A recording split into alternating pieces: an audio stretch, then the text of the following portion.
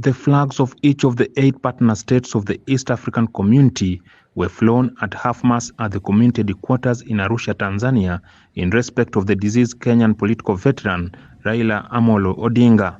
It is here that the members of the East African Legislative Assembly held a 2-hour special sitting to pay tribute to a man known to some as Baba, meaning a father. May his soul rest in eternal peace.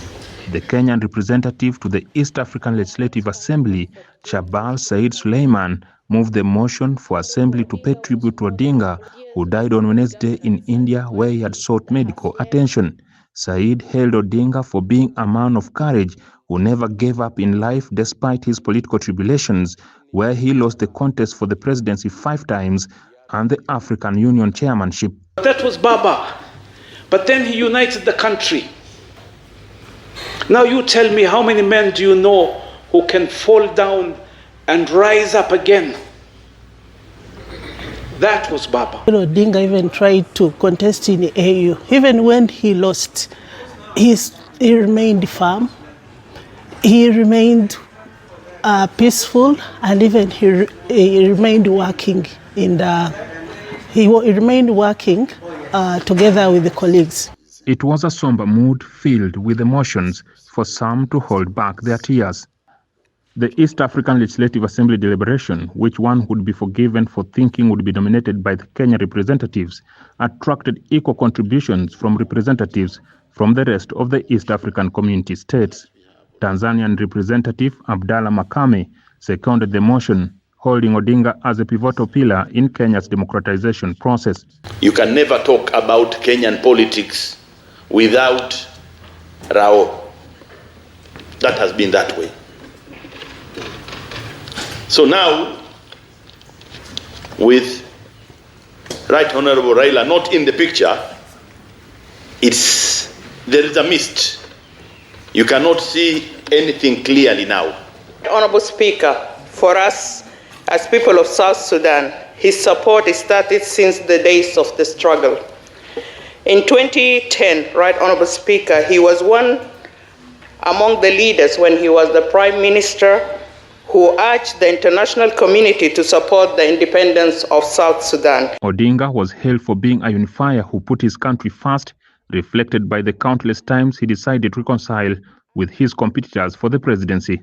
Although Odinga participated in 5 election cycles starting in 1997, he went on to serve in the Moi government as a minister out of a power-sharing agreement. Odinga served as the Prime Minister in the Mwai Kibaki government after the deadly post-election violence in 2008.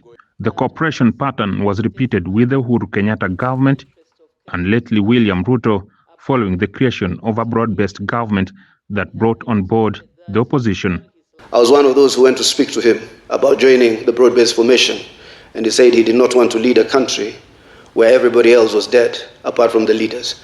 And that was the basis upon which he decided that to save lives and to save the nation from disintegration, a nexus between the government and the ODM was critical. Omar, who doubles as the Secretary General of the ruling United Democratic Alliance, singled out Odinga for having been instrumental in nurturing those who are in politics.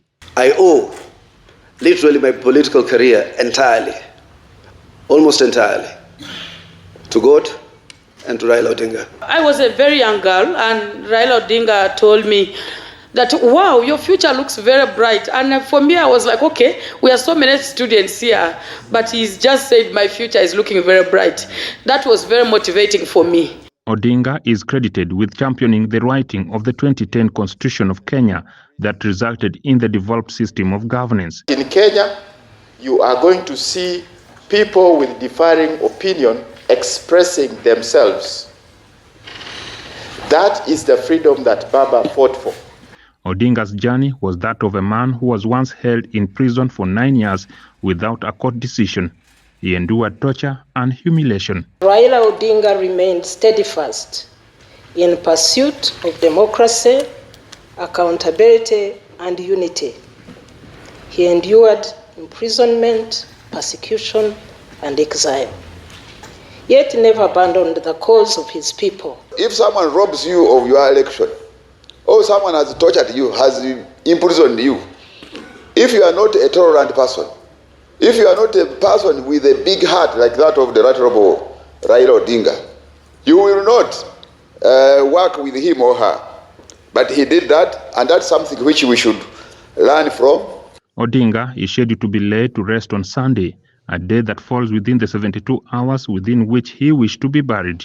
The tribute paid by the East African Legislative Assembly members in their numbers to the late former Prime Minister of Kenya, Raila Amolo Odinga, is proof enough of his greatness and that his fight for democratization reverberated across the African continent. Jackson Onyango, reporting for NTV in Arusha, Tanzania.